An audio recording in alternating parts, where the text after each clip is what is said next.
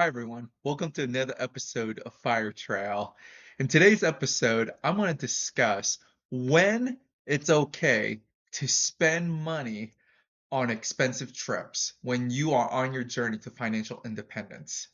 Hey everyone, this is Xiao Yu, and I'm 37. I retired from my corporate finance job, and now I make YouTube videos on personal finance topics and coaching others on their journey to financial independence and early retirement.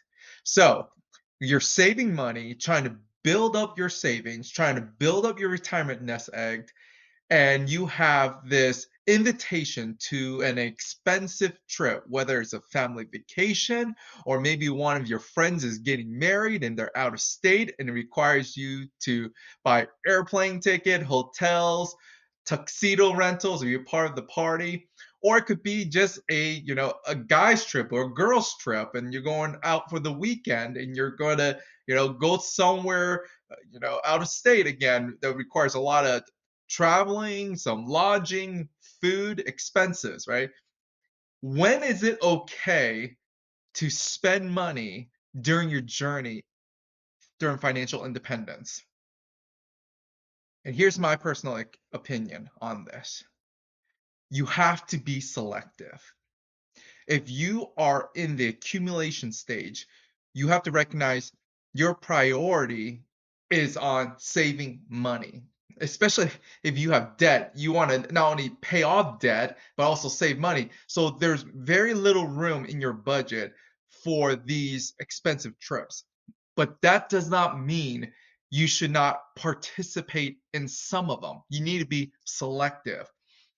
And here's what I mean by that about who you pick and choose to say yes to. My rule of thumb is I always will say yes to people who I am extremely close with, and we are celebrating a monumental life experience. Getting married. So if my best friend is getting married, I don't care if it costs $1,000 or $2,000. I will do my absolute best to be there. If I have to delay, saving for a month or two to ensure I can go be there. Okay. But that doesn't mean I will participate in everything. If it's, I might just fly out the day before the wedding, or I might stay at a cheaper hotel. But I'm going to do my best to make sure I am there. Money in this case is not the most important thing.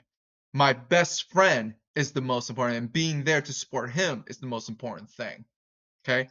Another example is family vacations, right? I know some people will, those Disney trips, they can, if you especially go on the resort, Disney resort, and you're from out of state, you have to fly in the Disney resort, all that food, all those souvenirs literally is thousands and thousands of dollars, and that's just for one person. And imagine if you got family of four, right? I got a wife and two kids. That's gonna be like $5,000 to $6,000. I have delayed those trips. My daughter is 8 years old, and we've never been to Disney World. We never stayed at the resort, but we will next January, February, Lord willing. Okay. Those types of trips, I have delayed that gratification because of my journey to financial independence. I know that now that we're in the stage in our life, we can go to Disney World every year going forth. Okay. That won't be a problem. But there was no reason at our accumulation stage, our mortgage payoff stage, to spend $5,000, $6,000 when I know I can grow that $5,000 $6,000 over 10 years to be a multiplier effect, compounding effect, where now my family can go to Disney World every year if we want to.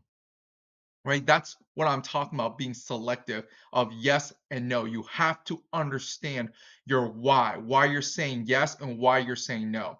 Now, if a coworker is getting married, for example, if a coworker is getting married and it's out of state and he just sends the invitation and says RSVP, can you come to, I live in Indianapolis, let's say the wedding's in Georgia, so I have to either drive 8-9 hours or fly the 1 hour flight.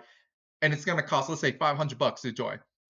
I would probably most likely decline the RSVP, but make a note and say, hey, instead of me being there, I still want to give you a meaningful gift, right? In those cases, instead of me spending $500, $600 in travel arrangements, I'll probably buy my coworker $100 gift and just show my appreciation. Because obviously that coworker thought highly of me to invite me to be part of his or her wedding.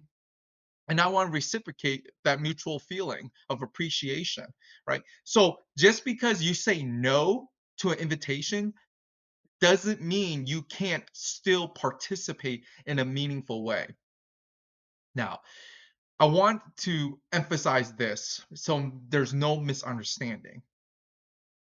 During your journey to financial independence, during your journey to saving for retirement and building a financial stability, does not mean you deprive yourself of wonderful life experiences and wonderful memory building experiences. Okay. I am somebody who's a big proponent, and I have to admit, I actually regret the last decade during my accumulation stage and debt payoff stage that I didn't take advantage of more opportunities to travel with my wife when it was just me and her. We actually didn't have our little girl until 5 years after we were married, right? And during those first 5 years, we rarely traveled.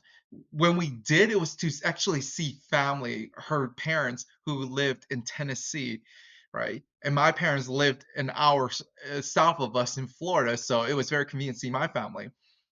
But I should have, looking back, had the wisdom to set aside some money, a couple of $1,000s a year to travel to some meaningful place. Just me and her. Not just seeing her parents and stuff like that, but just say, hey, maybe we could go to New York City for the weekend, see a Broadway play, because that's something we both enjoy. Or let's go to San Francisco. Hey, let's go to Chicago for the weekend and just do that once or twice a year.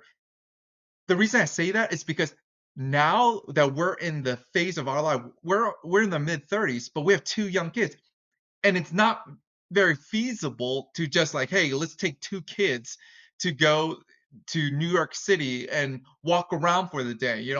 My little son, he walks 10 minutes and he gets very grouchy.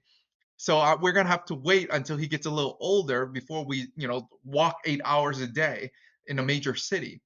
But that was a time in our life that I missed out on, and I want to encourage people to don't to it's okay to say yes to building memories, investing money in building memories, spending that money. Now, I'm not saying if spending $10,000, $20,000 when you're making a salary of 60,000, right? What I'm saying is, now that I look back, that if I had spent 2, 3,000 a year, even if I did that every year, that would not really have made a material impact in my net worth.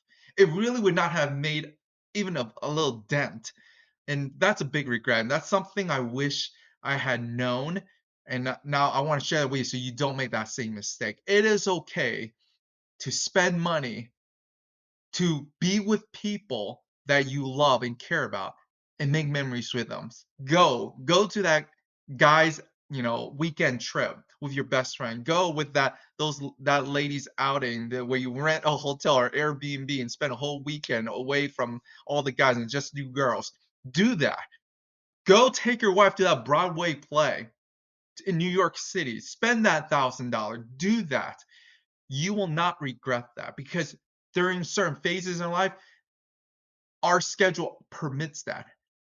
But as we all know, when we get older, especially when kids come into the picture, it gets more and more difficult. Even if you have all the money in the world, it's still difficult to arrange that, because your best friend, your sister, your brother, people who you want to spend time with and building memories, well, guess what? They probably have kids as well, or they're in the middle of their career and they can't just drop everything and spend the weekend with you. So cherish those moments.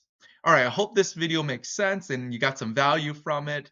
If you did, please like and subscribe so we can grow my channel And please leave a comment. Let me know your thoughts on building these memories and spending money wisely building these memories as you're investing and saving for your financial independence journey.